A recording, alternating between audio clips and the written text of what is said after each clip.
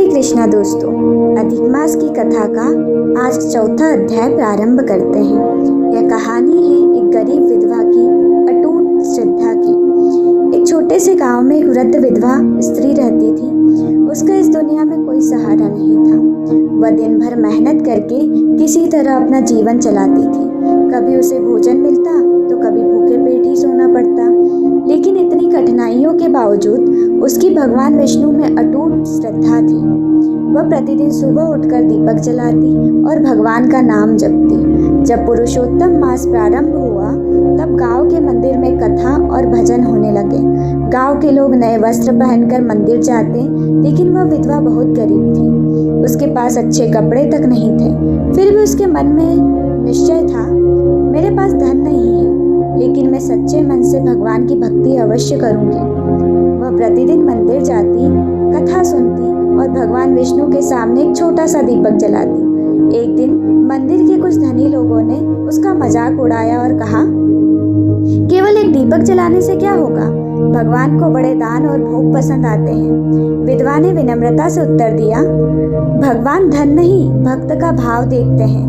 उस रात गांव में भयंकर आंधी और बारिश शुरू हुई।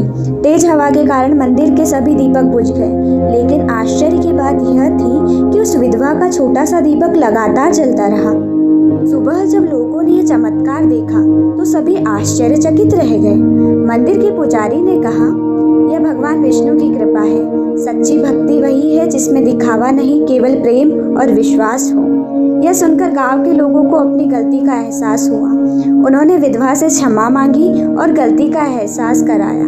कुछ दिनों बाद गांव के एक धनवान व्यक्ति ने उसकी सेवा और भक्ति से प्रभावित होकर उसे रहने के लिए घर और भोजन की व्यवस्था कर दी। विधवा की आंखों में खुशी के आंसू आ गए। उसने भगवान को धन्यवाद देते हुए कहा, हे प्रभु, आपने मेरी लाज रख ली। तभी से गांव में सभी लोग पुरुषोत्तम मास में श्रद्धा और विनम्रता के साथ पूजा करने लगे। तो दोस्तों, हमें अध्याय 4 से यह शिक्षा मिलती है कि भगवान को धन नहीं, सच्चा भाव प्रिय होता है। छोटी सी भक्ति भी यदि सच्चे मन से की जाए तो उसका फल अवश्य मिलता है। दूसरों का मजाक नहीं उड़ाना चाहिए। पुरुषोत्तम मास प्रेम, श्रद्धा और विश्वास का पावन समय है। इसीलिए तो हम सब स्त्रियां इकट्ठा होकर मंदिर जाती हैं, एक दूसरे से प्रेम भाव से बातें करती हैं। हरे कृष्णा दोस्तों।